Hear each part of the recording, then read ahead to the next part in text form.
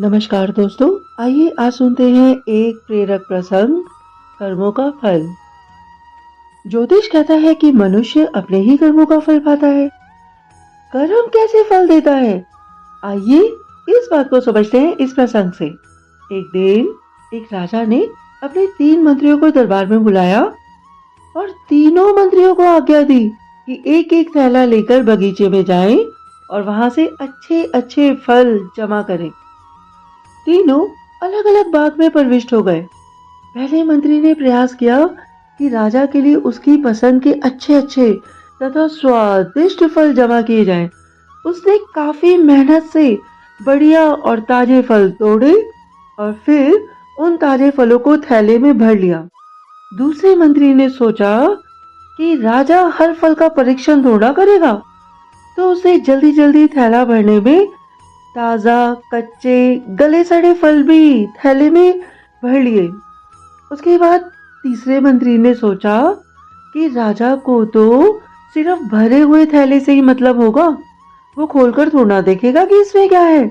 उसने समय बचाने के लिए जल्दी जल्दी उसमें घास और पत्ते भी भर लिए और अपना समय बचा लिया।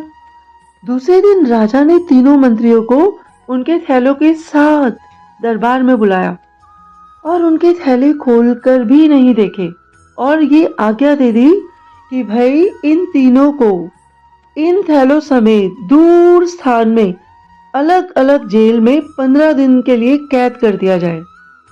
अब जेल में तो उन तीनों के पास खाने पीने के लिए कुछ भी नहीं था सिवाय उन फल से भरे थैलों के।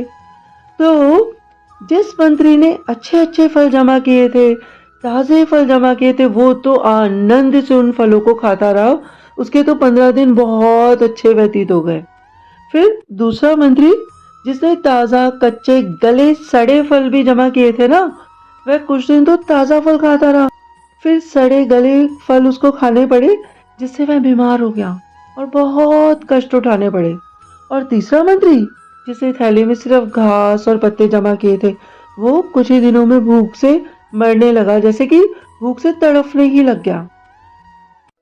तो अब आप अपने आप से पूछिए कि आप जीवन में क्या जमा कर रहे हैं।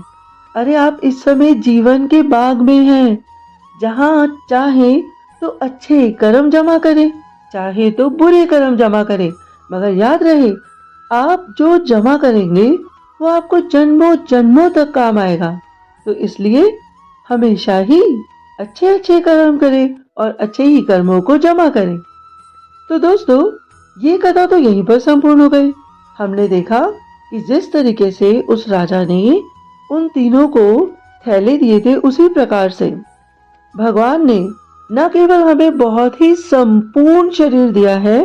संपूर्ण इसलिए क्योंकि जो शरीर है उसके सारे कार्य अपने आप से चल रहे हैं।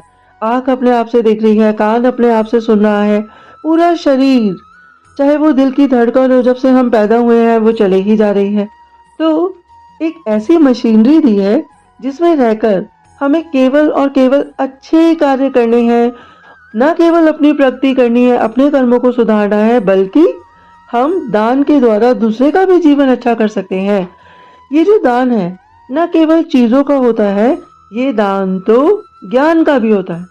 तो यदि आपके पास कोई भी ज्ञान है, यदि आप धनवान हैं या आप धनवान नहीं हैं, तो जिसके आप लायक हैं, जितना आप कर सकते हैं उतना दान कीजिए, अच्छे अच्छे कार्य कीजिए, भगवान का नाम लीजिए और याद रखिएगा कि जो मंत्रों की ऊर्जा है वह सकारात्मक होती है, वह सदा आपके ओरे में आपके साथ रहती है। और हमें क्या करना है? अच्छे अच्छे कार्य करते हुए, अच्छे कर्म करते हुए ही भगवान के घर एक दिन वापस जाना है। तो आइए अपने कर्म अच्छे करें और उस थैले को, जैसे पहले आदमी ने ताजे फलों से भर लिया था, हम अपने थैले को, अपने शरीर रूपी थैले को किससे भर ले? अच्छे कर्मों से, सत्य वचनों से और भगवान की कथाओं और मंत्रों से। आप सब लोगों ने मुझे बहुत ही प्रेमपूर्वक सुना। आपके अंदर में बैठी आत्मा, आपकी ऊर्जा शक्ति को मेरा बारंबार प्रणाम है। बहुत बहुत धन्यवाद, बहुत बहुत धन्यवाद।